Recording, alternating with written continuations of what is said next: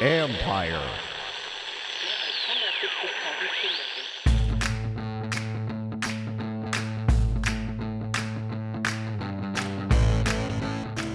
Hello and welcome to my podcast. Have a good one for you today. I talked to former Redskins quarterback Joe Theismann before the Super Bowl about the Redskins quarterback situation, what he thought of Dwayne Haskins and what he needs to see more of, what he thinks of a possible Alex Smith return.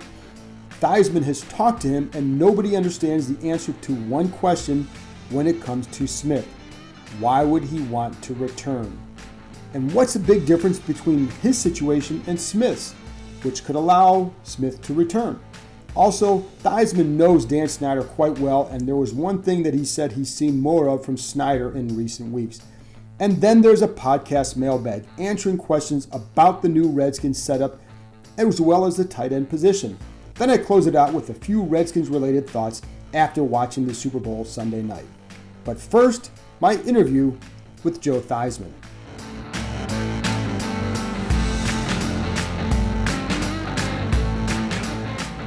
Now I'm joined by legendary Redskins quarterback Joe Theismann, and I appreciate him joining me. And we were talking before the Super Bowl, so I'm not going to get into all that. I do want to get into the Redskins quarterbacks and then Dan Snyder's moves this offseason. So let's start with this. What did you see from Dwayne Haskins late in the season, just to kind of wrap up his season? I saw continued improvement. I saw his ability to throw the football. I saw his toughness. I saw his progress when it came to comprehension of the game and the offense. Those are all very positive. Now, the big thing is he has to stay healthy, right, so he can continue to grow. That's always an issue. Availability is the most important thing you can have. And absolutely, it's always the Abel family. Everybody talks about that, availability, reliability, durability, and all that. Are you convinced yet, or what do you need to see to be convinced that, yeah, he's the guy, not just now, but going forward?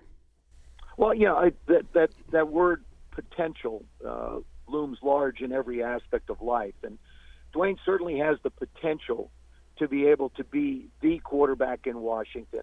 Now, how far he goes depends upon the people around him. I've always said this, but the quarterback position is the single most dependent position on the field. So as we put the pieces together around him, he can get better and better and better. I think he can lead this football team to very, very good places. Now the question is he's going to have to go out and prove it to a coaching staff. You know, this group did not draft him number one. Right. So you're going to be out there competing for a job against other people who are going to be competing for a job, and you will be evaluated on your performance in OTAs and mini camps. You're being on time at meetings, you're practicing after, you're showing up early. All of the things that go into learning the trade at the highest level. And Ron Rivera, during his first press conference, brought up he wants to see leadership from him. When you heard those comments, what did you think that was a coach speaking generically, or do you think it was more like he's talked to people and he goes, this is what I need to see? How did you take those comments? I thought it was very specific to Dwayne. I thought, he needs to see those things. He wants to see those things. I think there were times where, not being on the field for the last play of a game, overtaking selfies. This isn't college football. And I think Ron basically said I need to see leadership. I need to see professionalism. I need to see somebody who understands that this is a job, a very serious and important job. And this is, next to the coach, this is the position that makes a difference on your football team. He's obviously a very young kid still. He was 22 years old. You know what it was like to come in the league at a young age or playing at a young age. Can you grow into that role? Is that, and how can you grow into that role? Well, I've seen him grow into it through the course of the year. I really do. I think that, this is a young man that wants to play football. This is the thing. I mean, you've got to want it. You've got to want it bad. And with Dwayne, I see that. He wants to be better. He wants to learn. And that, to me, speaks volumes for the type of person he is. I think, the questions are only going to be answered in time, how well he can play. Right. But I believe he brings everything to the table that is necessary to be able to do that. were those conversations you had, or is there something else that you saw that told you that, yeah, that's what I'm seeing here? It's just what I see. We visited a little bit. Haven't spent a lot of time with him. I mean, he got thrown into a very unique situation at the end of the season. He was the starting quarterback, and so I hope to have more visits with him. I'm sure I will, because I do the preseason games, and I'm anxious to see him grow. I'm excited to see what he's going to be able to become as a quarterback in the National Football League. And it's funny because there's so much focus on, the mobile quarterbacks and all that, and that's not that's not really his game, although he's more mobile than that. I guess the phrase is that everybody always gave him credit for. So, do you see the NFL still being I would assume you still see the NFL as a place where a guy like Dwayne with his skill set can still go out there and do very well? I think if you're going to be a success and have any longevity in professional football, you have to learn to throw the football from the pocket. Mm-hmm. I mean, you could. Lamar Jackson can only do so much, but you really can hurt football teams by working out of a pocket. Even Patrick Mahomes, who runs around a lot, still work out of a pocket. Jimmy Garoppolo basically works out of a pocket. I mean, look at the guys that have won championships: Peyton Manning, Eli Manning, Tom Brady. Drew Brees doesn't move much. Aaron Rodgers is more effective when he's in the pocket than out of the pocket. So as far as Dwayne just being somewhat of a quote-unquote pocket-style quarterback, I think that serves him well. Yeah. I don't think that's a negative at all.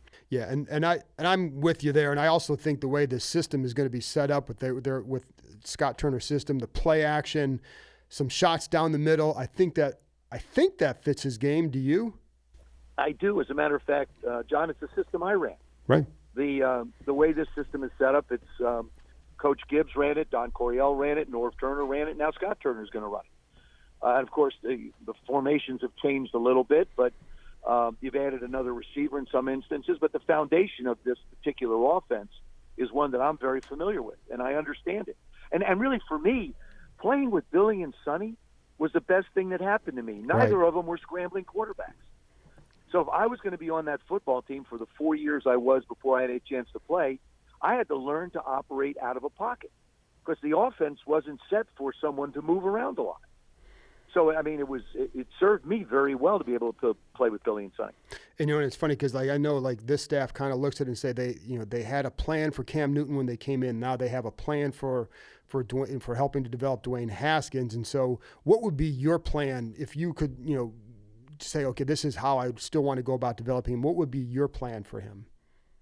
Well, I would look at, first of all, I would sit down and I would look at the games that he played. I would evaluate his decisions. I would evaluate his footwork. I would evaluate protecting of the ball. I would evaluate him trying to escape and run. I would evaluate what he is. And then inside the system that I have, I would emphasize certain things that I think he does very well and certain things that he also needs to work on. Too often, people get very critical, and they never really emphasize, say, you know what, you made a great throw. Right. This was an excellent decision. You want to build his confidence. You don't want to tear him down and just say, well, you're not doing this right, you're not doing that right.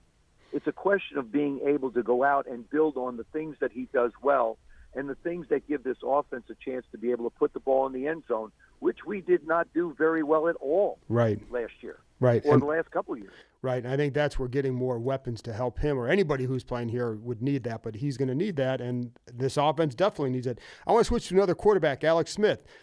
How much, I know you've talked to him a lot in the past, how much are you still in contact with him about his recovery and all that? I see Alex on occasion. I mean, now with the season not around, we'll probably play some golf once the weather gets nice again, and I get it sort of an update, but everything that I heard, everything that I'm aware of, he's making incredible progress. But his age is a factor. Right. I think his economic situation is a factor. If you want to bring Dwayne along, if Alex comes back and is able to play, John, what do you do? Right. You've groomed a young quarterback. You've drafted one. Now, how many more years is Alex going to have, and do you take that year away from Dwayne's development? Right. Those are all decisions that have to be made internally by the organization. But the fight and the fire that I see in Alex is, it is historic. This guy He wants it so bad. Well, he used to carry rocks. I know. In the water to condition himself. So what kind of a dedicated individual he is. I hope he is able to come back. I really do. But the difficulties of coming back from this injury. Not many people do. You do. What is there something different about this situation that may allow him to come back? Well, first of all, he's had a rod put in. I never did. Okay. So there's more stability in that leg. God bless him. He came within a day of losing his leg. I know. So this was like, you talking about a mountain being climbed. This is one of the biggest mountains that's ever been climbed. I think his movement outside the pocket will be critical. Just how fluid he can be, just how comfortable he can be. And because it's the right leg, people tend to look at arms of quarterbacks. Right. And they say he has a strong arm, he can do this, he can do that. The throwing motion is like the golf swing. It starts from the ground up. And unless you have the ability to be able to push off, it's hard to be able to have the 100% mechanism of throwing. So simply explained, if the throwing motion is 100% and a percentage is generated from my leg and I can't get that percentage, it has to come from someplace else. Because I started to develop soreness in my arm in places that I didn't have soreness before. So my arm was really working overtime to make up for my legs. And that's the thing that you have to keep an eye on with Alex. Once he starts to throw a certain amount, is there going to be any development that way in the soreness of his arm? And I would imagine too, psychologically, because you're at that point in your career where it's we know it's about Joe, it's about Alex, but really for you guys have people in your lives who are telling you things too. I mean, how many people are telling you, do you think might be telling him, Alex, you've made a lot of money, you've done a lot in your career, what are you doing? And did you go through that? Did you have people telling you that too? And is that hard to kind of deal with? Yeah, those are the people that don't understand you. Mm-hmm. I mean, believe me, they have your best interest at heart. They have your future in mind. There's so many things that people want for you that are good, except they just don't understand the fire that burns inside you. I had this conversation with Coach Gibbs. Joe told me when I was trying to come back, he said, Joe, look, you've done everything in this game you can do. You've won a Super Bowl. You've made money. You've done all the things that this game gives you. Why don't you just walk away? I said, Joe, it's not me. Right. It's not me. I can't do that. I can't just walk away. It's unfinished business. And I think to a degree you want to go out on your terms, not someone else's. And I believe that's what's driving Alex as well, that fire inside of him to come back. And you know what, John? It's great because if he isn't able to play, the time that he has invested in getting himself trying to play will serve him very well with his children and his life going forward. Absolutely. And how long did it take you after that decision was made? And you came to the conclusion, and the Redskins did, that you couldn't go on anymore. How long did it take for you, even after that, to accept that? 6-7 years. Okay. Yeah. I figured. Remember, I used to go out when I was in television. I used to go out and throw defensive drills for the Cleveland Browns, at that time the San Diego Chargers, when the Baltimore Ravens. I was 50 years old, and I got hurt when I was 35. When the Baltimore Ravens played the New York Giants in the Super Bowl in Tampa, I threw defensive drills for the Ravens on that Wednesday afternoon with Brian Billick. So does it ever go away? And it hasn't. Phil Simms, Boomer Esiason, and these guys have always, given me a hard time. Said, Joe, give it up, man.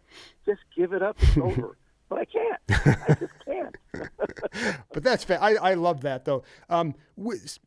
Let's go to the coaching end now, and Dan Snyder and the moves he made. You know Dan well. How did you see this season maybe change him at all? I saw a great resolve. I mean, he basically looked at the organization and realized there were things that had to be changed. Fans became tired. Yeah. They became tired of the losses. They became tired of the way the team played. And there had to be changes. There had to be personnel changes. And, he decided he was going to change this organization from the top to the bottom. it was more than just hiring a coach. It was more than just looking at that aspect of it. He wanted to examine and study the entire organization. And as I spend time with him now, I sense someone at peace. Really? I think Dan really feels good. He worked his ever-loving rear end off starting early in November when he decided that it was time to make some decisions. And he went forward and made them. You know, and these are relationships that he's had for a long time. Yeah. But if you're running any kind of a business, tough decisions are never easy. And in the case with Dan and what he did with the front office, what he's done regarding a coach, you know, I give him like I said, I give him an awful lot of credit for stepping up. Nobody ever wants to give Dan credit.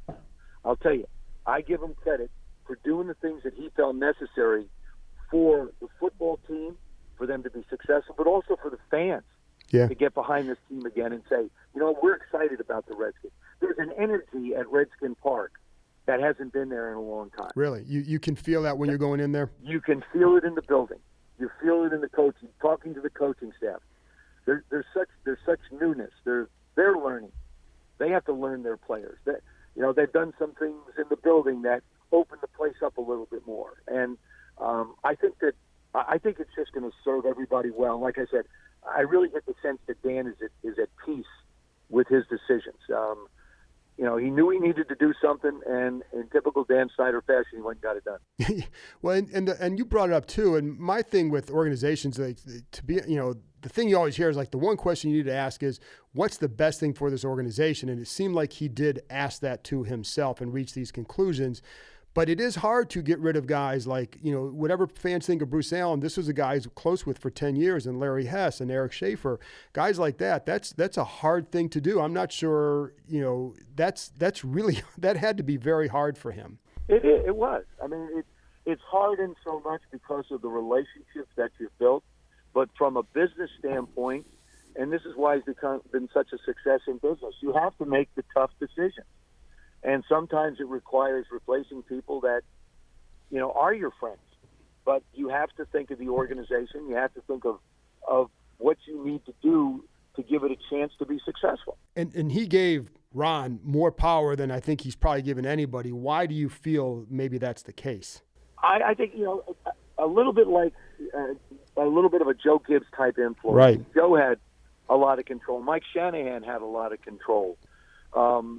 You know, we always go back to the old Bill Parcells saying, hey, if you want me to do the cooking, you have to give me a chance to shop for the groceries. Obviously, Ron isn't going to make a decision just based upon what he feels alone. There'll be a lot of people that will contribute to why someone should be on that football team. Why should we sign someone and give them a chance to be on our football team? What can this individual bring that, say, another individual can't? He did a terrific job down in Carolina, putting together a football team that went to a Super Bowl. He's got a defensive background, which I think, you know, the lack of communication and problems we had in the secondary in particular. It's pretty bad. We're a very talented young football team, but it doesn't, you know, John, it's never mattered the type of talent that you have. It's how well that group of men play together. Right. That's what matters. You don't need to be the biggest, fastest, strongest, but if you play together and you're where you're supposed to be, and you take care of your job, you take care of the things that you need to, let the coaches make the adjustments that they need to, then you have a chance. I mean, I'm talking about the San Francisco 49er defense right now. Right. Yeah, absolutely. And I've seen a lot of parallels between the 49ers, what they went through and what the Redskins have gone through over the last 15, 20 years. You know, the other thing too, when you look at this, did you have any concerns or anything at all about the way it's set up, because it is giving a coach that much power, and there's really not, you know, there's always been kind of somebody else at a similar level to work with that coach. Did you ever have any concerns about this, or did you like it this way? No, well, you've got Kyle Smith too. Yeah, and Kyle's very good. Yeah. You've got a Jones, and, you know, the pedigree is there. Of course, Doug is in the building. Doug's been around the personnel aspect of it for quite a while. So, like I say, it isn't just going to be all wrong. And I think the one thing I've gathered from Rivera is that he uses the word collaboration a lot. And so I don't think he's going to be some dictator general just throwing things down. I think he will. It does sound like he's going to try and bring consensus. And it's funny because you go back to the communication and being on the same page on the field. I felt like this organization wasn't that way in the front office and the coaching staff the last several years. So if you can get that corrected, that's a huge deal, isn't it? It really is. What transpires from the front office down to coaches and everything else, it's all conjecture. No one really knows for sure. All we know is the results on the field were not what anybody wanted. And that's where the changes were made and had to be made. You brought up some days from your broadcasting career, and I'm just curious, you still have a lot of energy. You're still very vibrant and out there. Do you miss doing a lot of that? Would you like to get back into more of that? No. Okay. That's easy. I love doing it when I get it. The economics have changed. The economics in broadcasting for those that are at the top level are somewhat similar to what we see in football. Yeah. There's high-priced people. But I really enjoy the Redskin preseason. I enjoy being part of the Redskin family. I enjoy sharing stories with people about the Washington Redskins. I enjoy, trying to help the organization any way I can. I stay out of the coaching. I stay out of personnel. But if there's anything else I can do, if it's conversations with a young player, if it's sitting down to dinner, doesn't matter. All those things to me are a way I can help. And, I have my family that I want to spend more time with. I have my golf game I need to work on. I have my book coming out June 15th called How to Be a Champion Every Day. I do upwards of 80 presentations, motivational speeches. So I stay real busy, but I still love the game. And this being passionate about life is what I'm all about. I didn't know about your book. What is this going to be? I guess the title's kind of self-explanatory, but why did you want to do this, and what is it? What's the theme or the gist of the book? Well, I wrote, the book is based upon my motivational speeches. I talk about goals and attitudes, customer service, teamwork, motivation, all of those type of things. And it was something that's been in the works for a number of years. I finally put it pen to paper. Good. And got it done. It's not easy. I haven't done that. I know. It is a chore. It is really hard. The last question I want to ask you, Joe, and again, I always appreciate your time, and I love talking to you because the insight is always great. Tom Brady, what do you think he should do? Well, I think he's going to be back in New England. I think he signs basically a 2-year deal. It'll be a 1-year deal with a 1-year option, similar to what we see in Drew Brees. I think he'll finally fairly be compensated somewhere in the $30 million range, and he should be because he's been underpaid for way too long. Right. And Tom will finish as a New England Patriot. I believe that he has unfinished business. I've known Tom for a number of years. I don't see him walking away with this taste in his mouth after not having a shot at the ring. I was with him at Super Bowl 50. He didn't like sitting in a reception with me. He wanted to be on the field. I said, "How you doing?" He said, "Not well." I said, "Why?" He said, "I shouldn't be here." I said, "What do you mean?" He said, "I should be on the field. I should be getting ready for the game. I should be at practice." He's just that way. That's what makes him so special and unique. So I think he'll be back. I personally do. It's funny you say that because I saw a photo of him from the Super Bowl on social media, and my first thought was, I wonder how much he's hating this right now, being there in that role. Trust me, he is. Okay. He is not liking it at all. I can tell you that. Well, Joe, listen, like I said, I appreciate you joining me, and like I said, I always enjoy talking to you. Thank you very much for coming on. Thanks, John. Look forward to catching up with you again. Awesome. Thanks, Joe. After this break, I'll be back with your mailbag questions with topics ranging from the front office setup to what they might do at tight end. Is Greg Olsen really an option?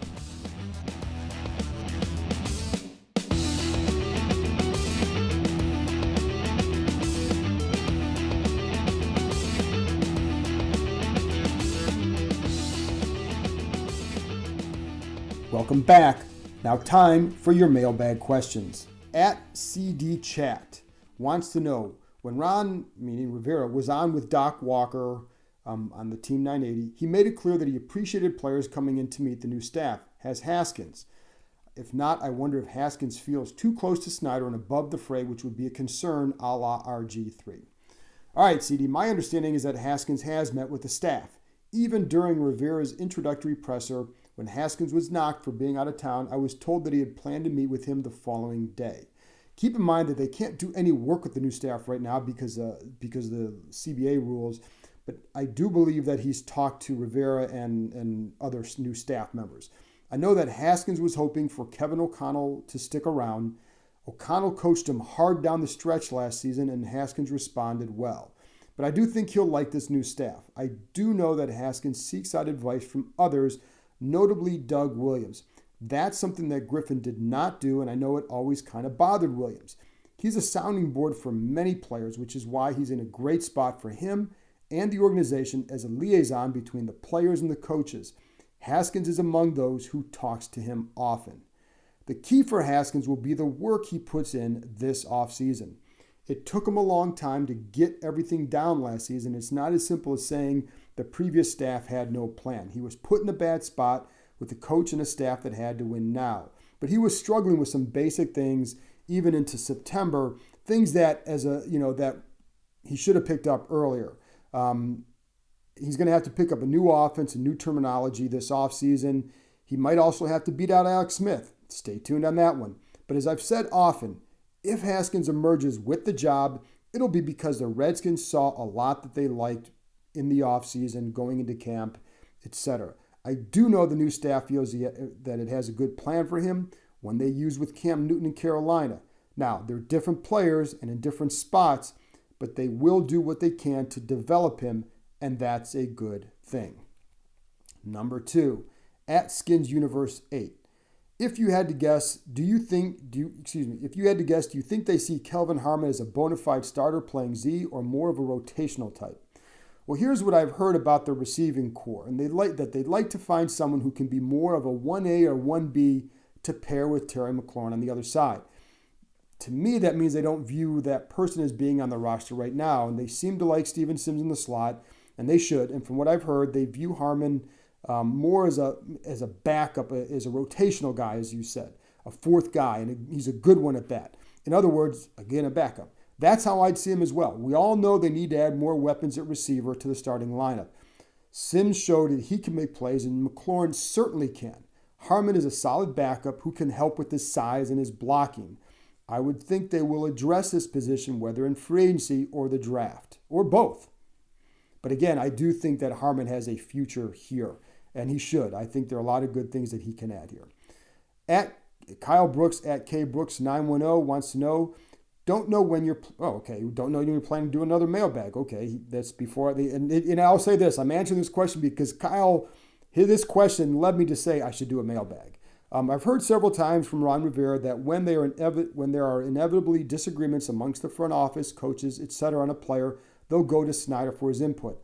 I have some major concerns there. So there's really not a question, it's a statement. However, I know what the question is. What the hell? Anyways, here's my answer. It's Snyder's team and he paid a lot of money for it. Listen, it's smart for Rivera to say what he has given Snyder's background. Part of the reason Marty Schottenheimer lasted only 1 year is because he essentially removed Snyder from the process. He didn't keep him as informed as necessary, and to be honest, that was dumb. Snyder wants to be informed. Keep him informed. The second part of this is that Rivera spoke with Joe Gibbs about this job. The number one thing Gibbs did, or one of the best things Gibbs did, is make Snyder and Vinny Serrato part of the decision-making process, and he would constantly praise their input.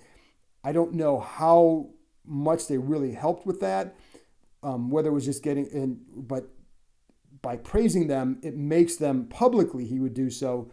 I think it leads to a better working relationship, and I think it allows the coach to then eventually get what he wants by massaging the conversation. I think, and I think that's just part of it. One thing I heard during this process is that whoever comes in has to make it so that Snyder thinks a certain move is his idea.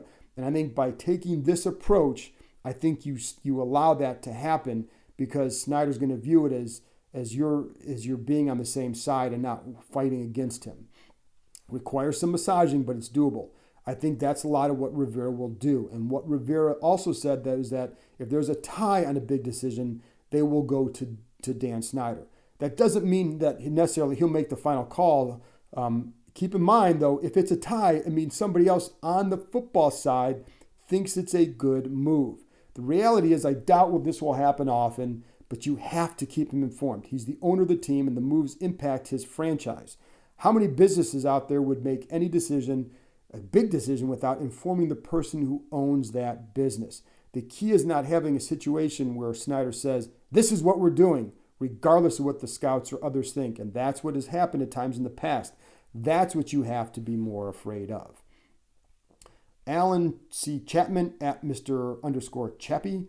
What are your thoughts on the tight end position? How long until we know about Reed, and what direction do you see them headed? Well, obviously tight ends in need of major overhaul. Vernon Davis is retiring, so that he's out. And I don't think he would have been back here anyways, even if he wanted to play again. It's really hard to imagine Jordan Reed returning, especially at his current cap figure. I think there's no way that part happens. There are some intriguing free agent tight ends with Austin Hooper and Hunter Henry at the top of the list. And yes, Greg Olsen is available. And I know there was a report that said a source close to him said he'd consider the Skins. Well, of course he would. If you're a source close to Olsen, wouldn't you want more teams involved in a guy that you may be close to? So yes, you'd want it to be known that he would consider them. There's also the obvious tie-in with Ron Rivera, his coach from Carolina. So yeah, of course it would make sense. I was also told that Olsen wants to win a championship, and I think he's even said that, or he might go into TV. He's going to soon turn 35, so this could be his last season. If you think the Redskins are that close to a title in 2021, then I think a lot of things line up. I don't think that anybody's going to go into the offseason thinking that way. Olsen would be good to add in the room, and I've heard good things about his leadership, but no way would I think, if I'm the Redskins, that, hey, we're done there, okay? I've always said you can't just chase names. So Olsen, he has a big name, but his name was made in the past. It's not going to be made in the future. He would still add some good value because you need to add a couple tight ends there. They need more talented young players and to really focus hard on bringing another legit talent at that position, even if they somehow added Olsen. All right, and then Tim Meek at Tim Indy Skins Fan. And I always like answering Tim's question because the dude's always traveling here from Indianapolis, and so I want to give him whatever answers I can. His question is, things appear to be aligning very well between the front office coaches and players, mostly guys without agendas.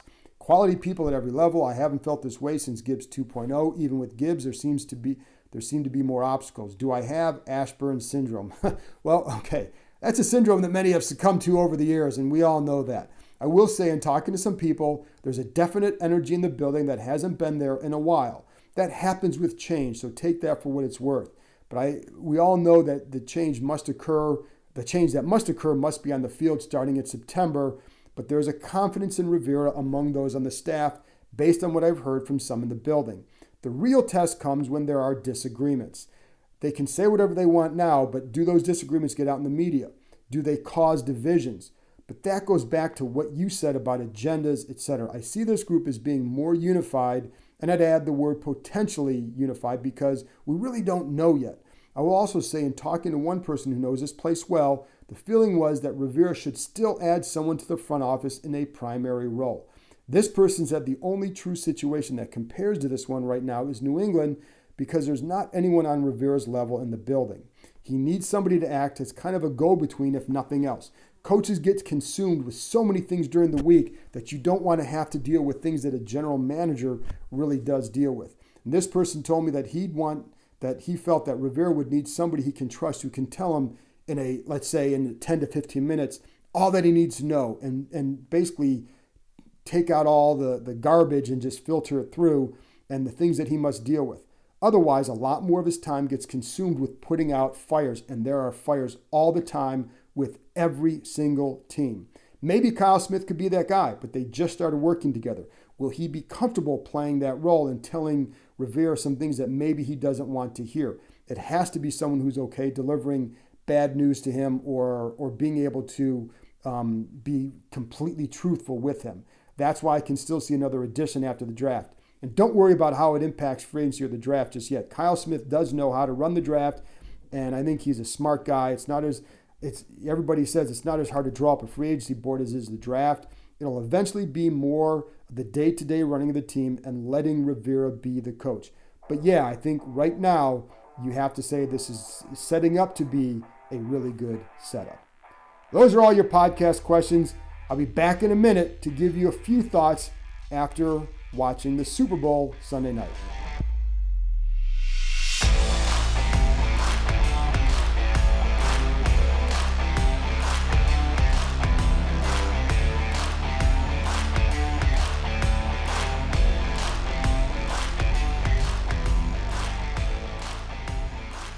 Well, I only want to spend a few minutes on Super Bowl related items because that's not why you're here to rehash the Super Bowl.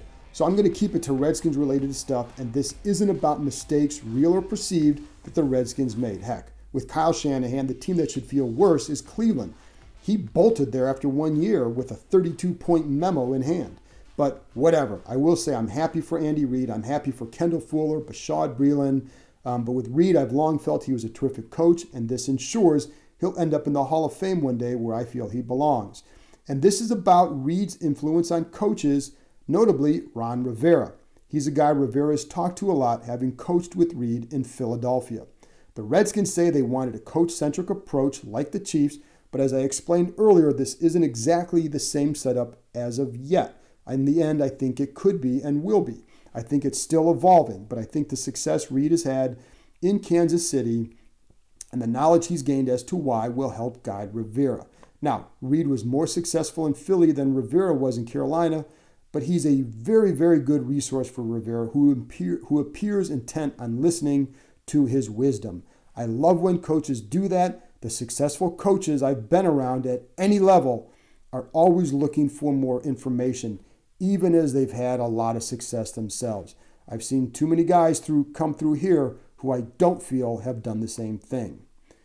The other lesson from that game Sunday night is how important it is to have elite players. The 49ers pass rush improved dramatically because of Nick Bosa. He dominated Sunday night. Now, I pointed this out to someone on Twitter Monday morning because they wanted to know basically, could Chase Young make that big a difference here with what the Redskins have? And I pointed out, here's the difference the 49ers pass rush in pre and post Bosa. In 2018, the Niners ranked 23rd in sacks per pass attempt and had just one player with more than 5.5 sacks. This year, they ranked 3rd in sacks per pass attempt and had 4 players with more than 5.5 sacks. Now, playing with the lead clearly would help that, but so did having a player such as Bosa who makes others better. Throw in a coordinator who didn't just rely on all 4 winning one-on-one battles with straight pass rushes, and you have a feared rush. Yes, I would get frustrated watching the lack of creativity with the Redskins' defensive front the last few years when too often they relied on just go beat your guy. That wasn't a strategy. That said, the Niners didn't finish despite having that 10-point lead. Why? Because the elite skill talent on the Chiefs side starting at quarterback. Patrick Mahomes is just unique. No real insight there, right? Look what he did to win the Super Bowl, the rallies he had to lead. Throughout the playoffs, the Chiefs never panicked in any game because of Mahomes, even when they were down 10 to an elite defense like San Francisco. Why? The Chiefs have elite talent, and he beat an elite defense Sunday. He also has a top tight end in Travis Kelce and multiple dynamic receivers, starting with Tyreek Hill, paired with an elite offensive mind in Reid.